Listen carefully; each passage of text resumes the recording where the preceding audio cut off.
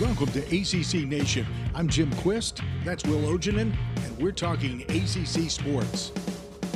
Our special guest is the assistant editor of Cardiac Hill. He covers Pitt basketball, football, and soccer, and we welcome back Mike Wilson. Good to have you, Mike. Thanks for having me, Jim. We've got so much to talk to you about. And I'm gonna let Will take this and open this can of worms up and see where it goes. Okay, let me get my can opener here. Hold on. All right, so yeah, obviously, the surprise came out last week with the transfers of Xavier Johnson, Audi's Tony. Was there any sort of hint that something like this could happen? There was a little bit of tension between Xavier Johnson and Jeff Capel publicly. That came just a week before the transfer announcement for Xavier Johnson. Basically, Jeff Capel called him out because he had been getting called for technical fouls. It had been an ongoing issue.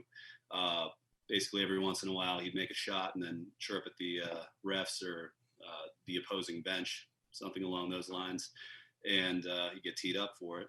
And then, next game, he'd be benched. That was kind of the pattern that was forming. And then he'd come off the bench and kind of had to prove himself again, and occasionally there were some good results from that. He got 32 points off the bench in one of Pitt's recent games and set a record. But then that kind of fell off. That wasn't quite the pattern that held up there. And then Jeff Capel called him out in a post-game press conference saying he basically tried everything with him, talked to him about the problems, and it just was not sticking. About 6 or 7 days later, Xavier Johnson announced that he would enter the transfer portal. So now that they're gone, I want to take a quick look at what happened on Sunday, because obviously, this was their first game without him. And I think one of the big takeaways from that game was two things, really. One, to quote legendary wrestling commentator Jim Ross, that game was bowling shoe ugly, just because of all the fouls and whatnot, and just how slow that game went. But I also took away that, despite being down double digits at one point in the second half, this Pitt team, even though they were a little bit undermanned in a way, they didn't give up in this game. They were in it pretty much the whole way. What were your takes from that game? Honestly, I was surprised. I didn't think they were going to have the talent to hang with NC State, given how it went last time. Last time it was close, 74-73, and that was just a couple of weeks back. And this time it was only a 3-point deficit. I actually expected, Vegas to be closer to correct. They said it was a 7-point spread, and NC State was obviously favored. I thought they were going to miss Xavier Johnson and Audi's Tony a little bit more than they did, and that just wasn't really the case. That said, I think that it may have also kind of cured some issues for them too. Xavier Johnson, one of the issues with him right before his exit was that he got off to slow starts in the first half. That was kind of a pattern that was forming with him. And, sometimes that would kind of hinder the progress of the team. I can't say that Pitt did all that much better without him since they were pretty low scoring in the first half. But with that said, in the second half, they did fight back more than I expected them to. And they kind of backed up Jeff Capel's words that, this is not a rebuild for Pitt. It's not back to square one for Pitt. They still do have some talented pieces. Nike Sabande had 9 points in the game. He's someone they could be looking to get back next year, who's going to maybe take advantage of the extra year of eligibility that the NCAA is handing out. They got big games out of Femi Odukale, who they're going to be looking to moving forward. He had 18 points. And obviously Justin Champagny. And Terrell Brown was a big surprise. He had his first double-double in his entire career at Pitt. They got production out of unexpected places in that game, and that really, helped them stay in it. But you mentioned Nike Sabandi, and he was someone that we actually talked about last time you were on in front of football season, and we were just waiting on him and whether or not he'd be able to get that immediate eligibility. And it took until about mid-December for that to happen. Has he kind of made the impact that you thought he would? Not quite. He hasn't really had the opportunity. Basically, he's played significant minutes in 2 games. And both of those games were when Audis Toney was out. So he had a larger role in Pitt's game against Louisville back in December, and against Florida State earlier this month. And the Florida State game was the one that kind of gave hope that maybe he could contribute moving forward. He had 12 points and 7 rebounds in that game. And that's kind of the first glimpse that Pitt has gotten of Nike Sabande as they expected him to be. But basically, it just comes with minutes. He hasn't had that much of an opportunity, given that Audis Toney's been getting the bulk of the minutes at that position. And with him gone, I think they will look to him more moving forward. And, I think the end of the season is going to, be a test of what they expect to see from him moving forward.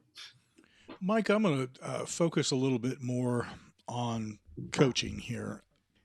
Capel started building his team with his recruits. He's lost 3 now. We go back to Trey McGowan, who was the first recruit that he lost, then Xavier Johnson, and now Toney. My question is very simple. Big picture. What the hey? What's going on, man? Well, it's hard to say. He's been pretty quiet about the issues that have gone on behind the scenes. He said basically flat out, I'm not going to be giving out that information. If you hear anything, it's from their side.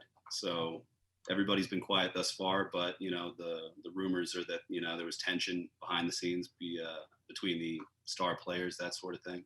Mm-hmm. Nothing I can provide definitive information on, but yeah, I mean, it just seems like maybe there were clashes over. Well, one example would be Trey McGowan's, who they lost last year.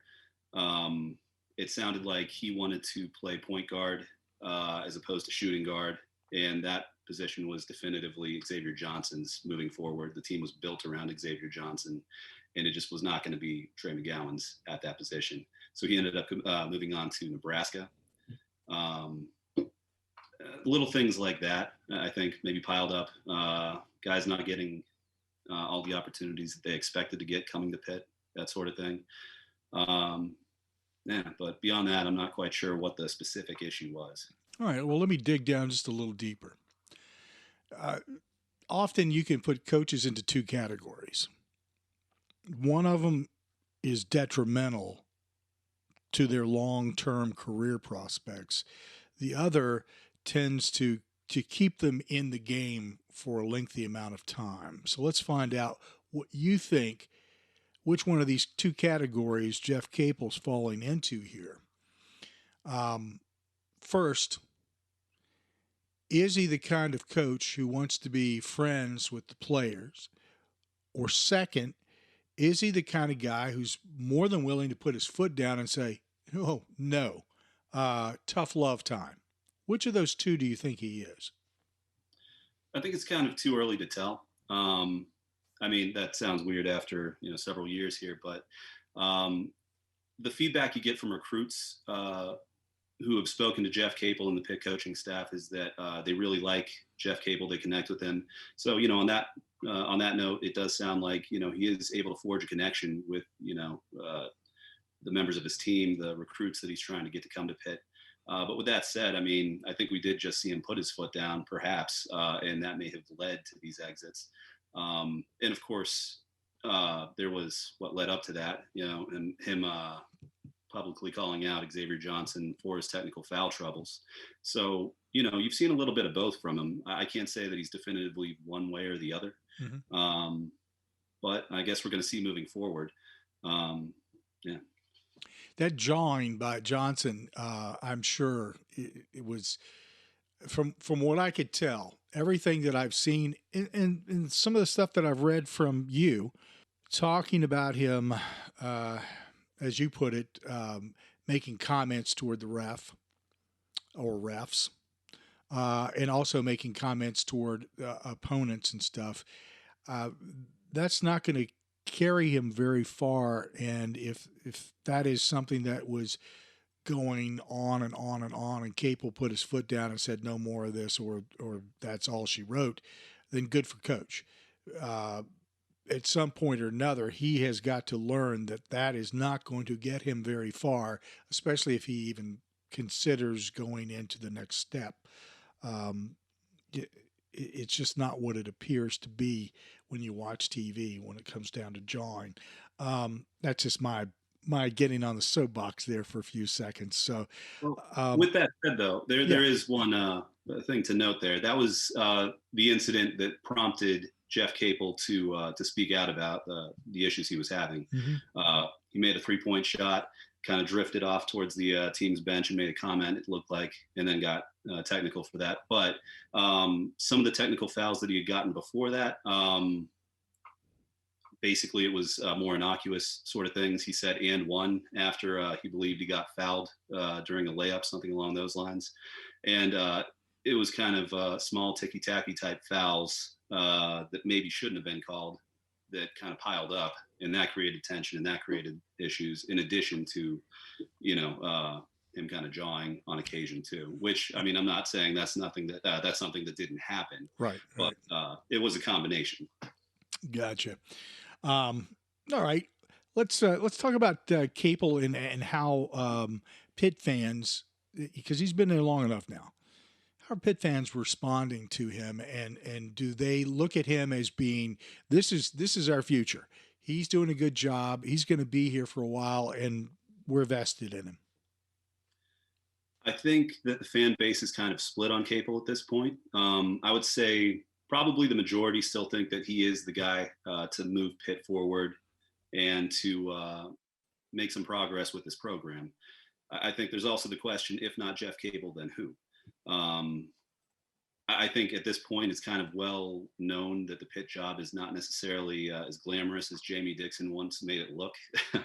And Jeff Capel is willing to do the work, and I think that is appreciated in the Pitt community. But with that said, a lot of people are questioning, with what happened recently, where do we go from here? And I think that at this point, it's probably going to come down to what he does in these next few months, how he rebuilds the program, so to speak, how he replenishes the talent that has walked out the door at this point, that's going to define his tenure at Pitt. Would you say, Mike, that the Pitt fan base is a tough lot? Some of them can be, yeah. And just, but nowhere near being like a Philadelphia Eagles crowd, right? So that's. I wouldn't say that, yeah. Don't get me started about Philadelphia Eagles fans. So, Mike, one of the players that you mentioned earlier when we were talking about the NC State game that really stepped up was Femi Odakale. And I guess where I'm going with this is at this point of the season, and most likely the NCAA tournament is not in the cards for Pitt. Do you see Jeff Capel really getting getting more run out of the freshmen here this last week of the season? Perhaps some of them. I think Femi Odakale absolutely is one he is going to rely on extensively moving forward. I mean, he's taking Xavier Johnson's job. Some of them we haven't really seen yet, like Max Madison, the center. He was a less heralded recruit. Less was kind of expected of him since Abdul Kareem Koulibaly kind of shored up that job, and Terrell Brown was the firm number 2 at center. But let's see. Noah Collier, Jeff Capel named him specifically on his radio show earlier this week. He said, expect to see more from him, expect to see more from William Jeffress moving forward. He's going to see what he has in those guys toward the end of the season here. And, I think they have an opportunity to play themselves into a starting role if they show up, and maybe not if they don't. We're probably close to 15 minutes into this interview, and we haven't talked about somebody who is definitely in contention for ACC Player of the Year, and that's Justin Champagnie. When we spoke in the preseason, I asked you if anybody saw this coming from him, and you said no. But he's taken a even bigger step forward, and I think a lot of people expected. Is it possible he could be looking at the NBA after the season? Absolutely. Sports Illustrated last week named him the number 24 prospect for the 2021 NBA draft. That was the first time that he entered the first round conversation, but he's been pretty steadily mentioned in mock drafts and similar articles in the second round conversation. So there is kind of a budding consensus that he could be going to the NBA. In addition to that, he has kind of emerged as the front runner for ACC Player of the Year, and he's a nominee for the Wooden Award. And if you look back at former ACC Players of the Year, going back about a decade, everybody who's won that award has gone to the NBA right after winning the award. I mean, you basically have a free ticket to the NBA at that point. So I would expect him to cash that in if he does win.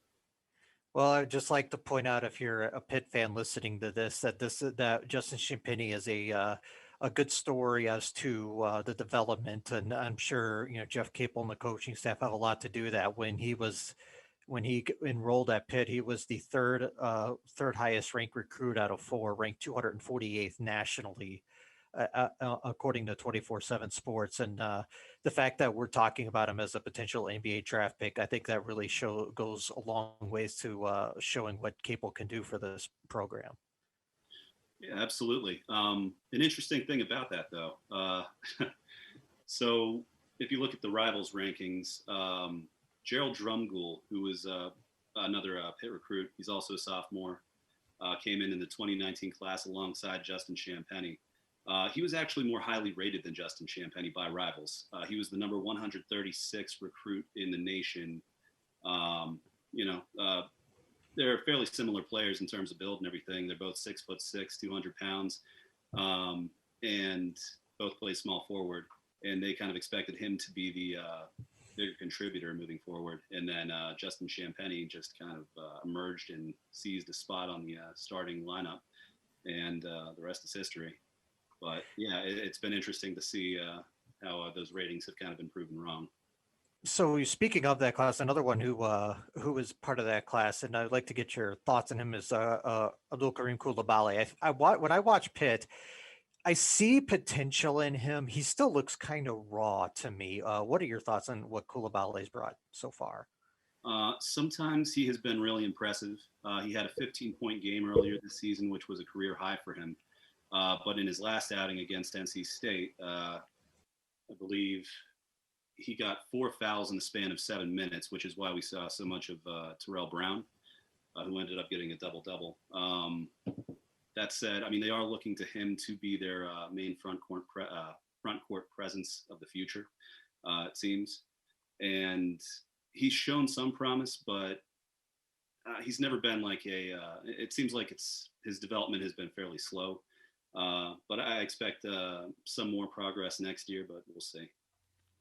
Let's talk about the recruiting status, because from what I can see, Mike, 2021 and even 2022, the pantry's pretty bare. Is this a reflection of these three players that have departed, or has there been a challenge for this coaching staff when it comes down to recruiting? I wouldn't necessarily say that it's been a challenge for the coaching staff to bring in recruits. I think it was more overconfidence on their previous class and what they had moving forward. I think they thought they have their big three, and those guys are going to be in place. They had Justin Champagnie, they had Xavier Johnson and Audie Stoney, all of whom were averaging 14 points or more per game. And they expected, that's going to be there next year. But it looks like maybe none of them will be. And, that's a big blow to depth, obviously. So I think they were counting on that, and they were maybe over-reliant on that because they brought in 6 recruits in 2020. And they figured probably they're just going to bring these guys along. They had John Hughley. They had William Jeffress, 2 blue-chip recruits, both 4-stars. And now they also don't have John Hughley at the moment because of an indefinite suspension. William Jeffress has been slower to progress, which was kind of expected because I believe he's 17 years old right now, one of the youngest players in the ACC. He was always going to have a longer path of development than other recruits were. So with that said, I think that they were going to bring in guys if they needed them or if they had the opportunity to land a big fish, something along those lines. But maybe that didn't really happen. Now I think it's going to be something of a scramble like we saw when Jeff Capel first took the job in 2018. And with that said, he is capable of bringing in high quality recruits very quickly. He was hired in March of 2018, and by the end of April, he had Xavier Johnson and Trey McGowens, which proved to be the foundation and future of the team. But also, we saw what happened with them over the last year now. So how he handles that is going to be a big deal. It's going to be interesting, and we'll be reading your stuff to find out what's going on. So, Hughley, I'm not going to get into, why, but do you see him coming back? Because a lot of players put in that position tend to disappear. Yeah, it's kind of hard to say right now. It's pretty iffy. It could go either way. I think that if there is a possibility that it can bring him back, Jeff Capel will do everything in his power to make that happen. He's a player of that caliber, and I think he figured prominently into Pitt's future plans. So losing him would be a pretty large blow for Jeff Capel and Pitt. But that said, I think nothing is guaranteed at this point, given the severity of the issue. So that's a shame, real shame. And yeah, I totally agree with you when it comes down to the quality or the potential. He could be quite a contributor, and he could have a nice future in front of him, but he's got to get through this very severe bump in the road. I want to talk a little bit about stats because I tend to go through these, and I explain this basically with everybody we talk with. I don't put a whole lot of emphasis on stats for one reason, but another, it helps me to dissect a team. And when I look at stats for Pitt, I'm all over the place. I see a couple of players. Justin's one of them, who's right up there in leading the ACC in some instances. And of course, we just lost Johnson. So Johnson was contributing, but I'm a little hard pressed to find some other people in here. But there's some things there that I see that are that's very strong. Is very encouraging. I think more probably for the future. Here's one of the questions that came to mind when I started looking. The team is ranked 12th in the ACC out of 15 teams in 3-point delivery. Is there a player or multiple players that you can see stepping into this role of being a 3-point threat, of extending an opponent's defense, bringing them out, and maybe opening up the boards a little bit more for some of the big guys, the younger big guys who are stepping up? That's kind of something that Pitt's been searching for on and off for a while now. They thought they had something with Ryan Murphy last season, and for a period he was really decent. And then he kind of fell off production-wise.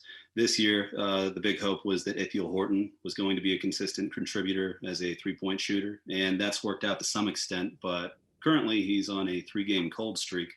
He didn't make any 3-point shots against NC State, and he went 1 for 4 in the game before that and 1 for 5 in the game before that. So he has these periods where he completely falls off the map for Pitt. And then in the handful of games before that, he was doing pretty well. He had like 15 points, 18 points here, and it was looking like he could be that guy for Pitt. It just doesn't seem like he has the consistency that they need from him right now, though. So that may be something else that they try to address in their recruiting in the coming months.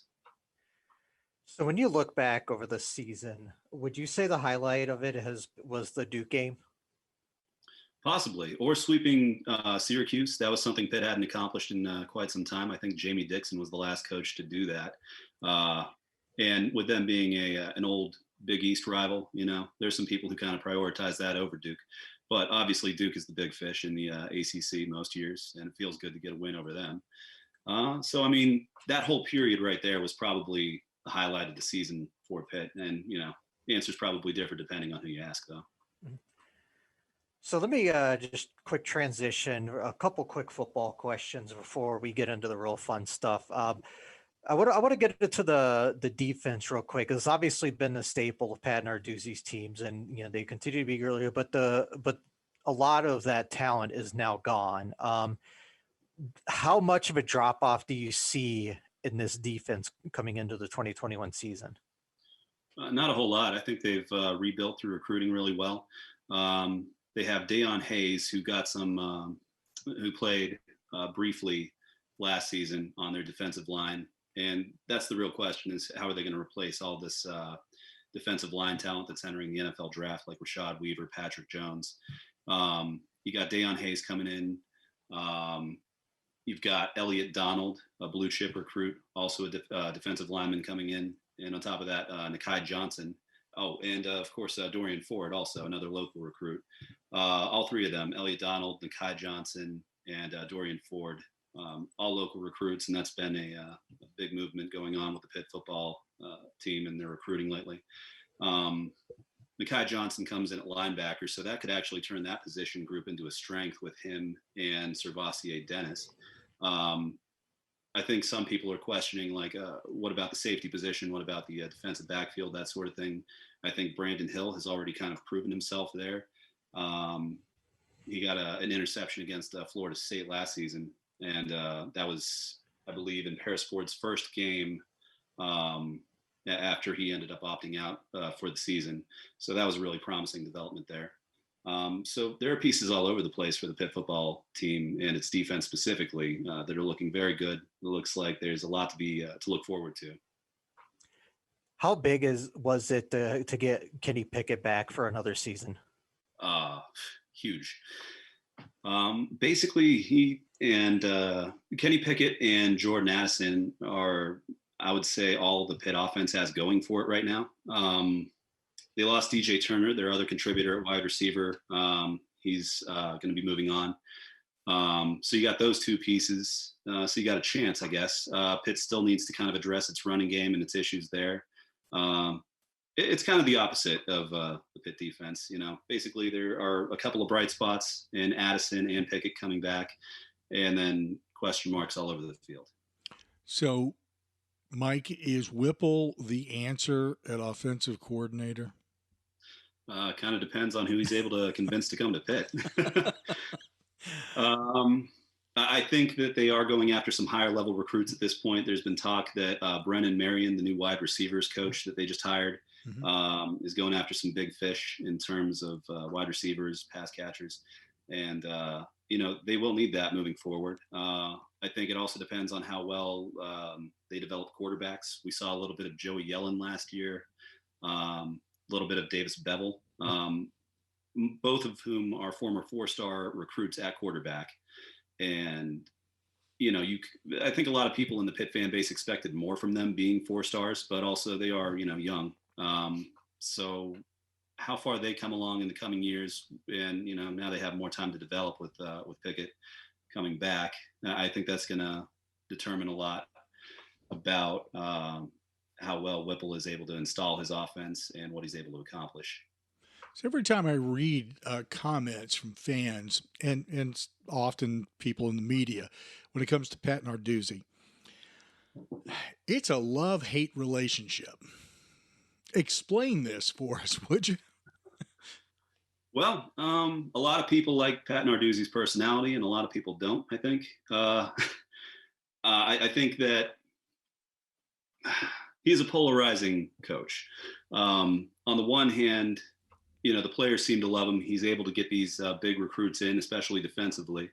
And a lot of people seem to believe in what he's doing at Pitt.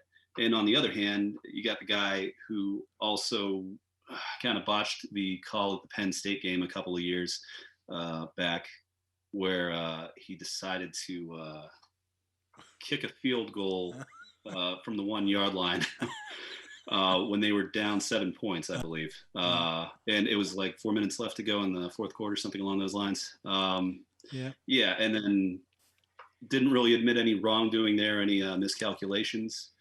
So, yeah, I mean, at times, I think a lot of fans have been frustrated with the decisions he's made. And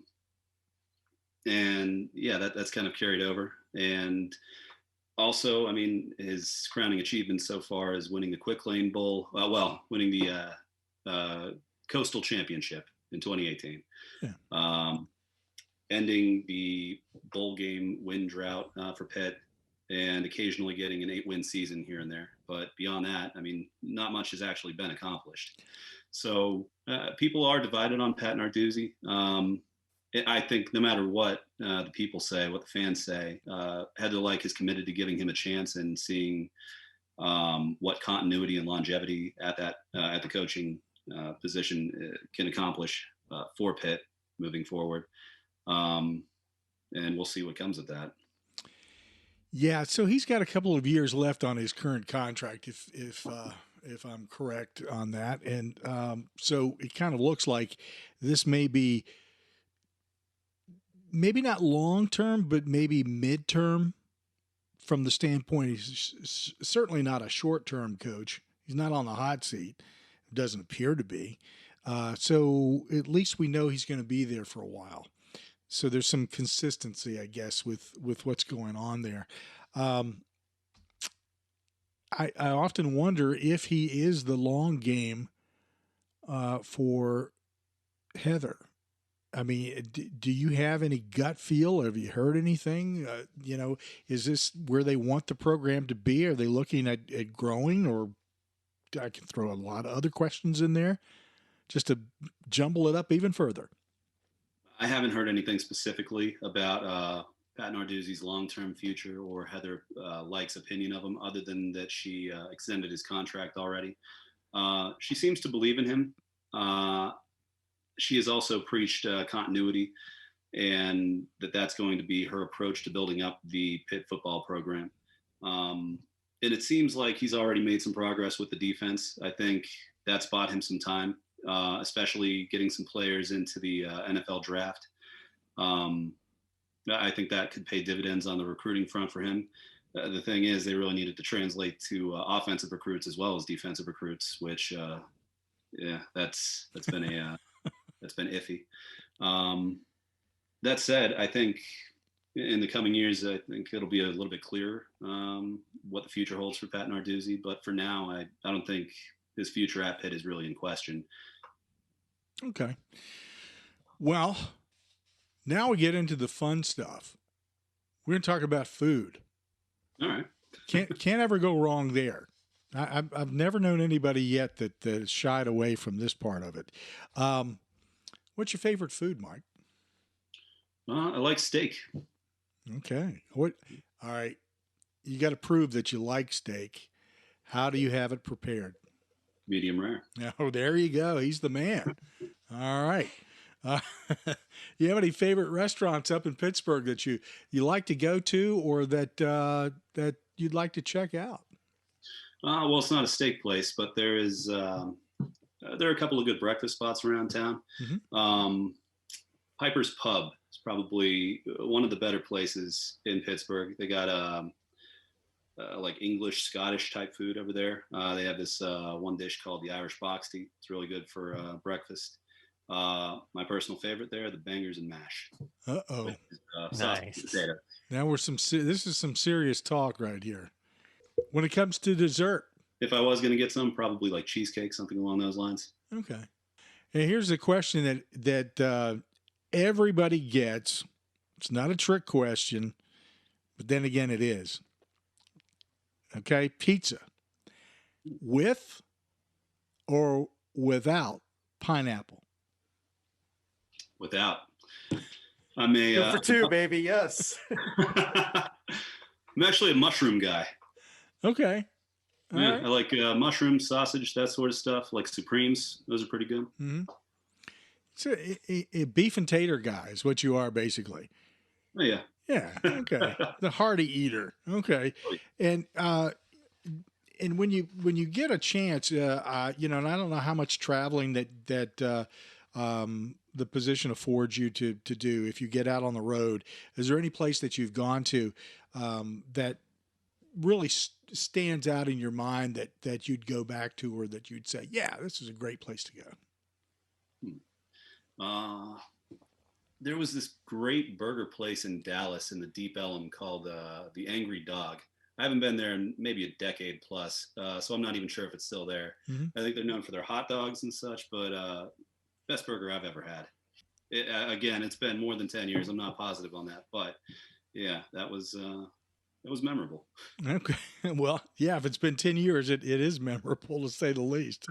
Very good. All right, man. So you survived that part of it without any problem, and you're on Will's good graces now with the pineapple answer there. Some of the answers we get.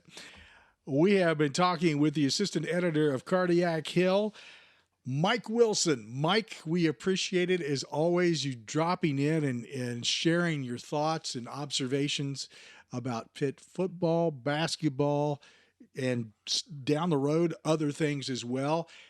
Be sure to check out some of the articles that Mike has written at Cardiac Hill, because he's been covering a lot about what's going on with basketball, and it has been very informative. So, and he shared some of that with us tonight. Appreciate you coming on. Yeah, thanks, Mike. Want more ACC sports news and interviews? Make ACCNation.net your homepage, or follow us on Google News. Be sure to subscribe to ACC Nation on your favorite podcast or streaming radio platform. While you're there, we'd appreciate a rating and your support through PayPal. Follow us on social media at ACC Nation. And you'll find Will on Twitter at WillsWorldMN, and I'm at ACC The Q. Until next time, cheers. Score.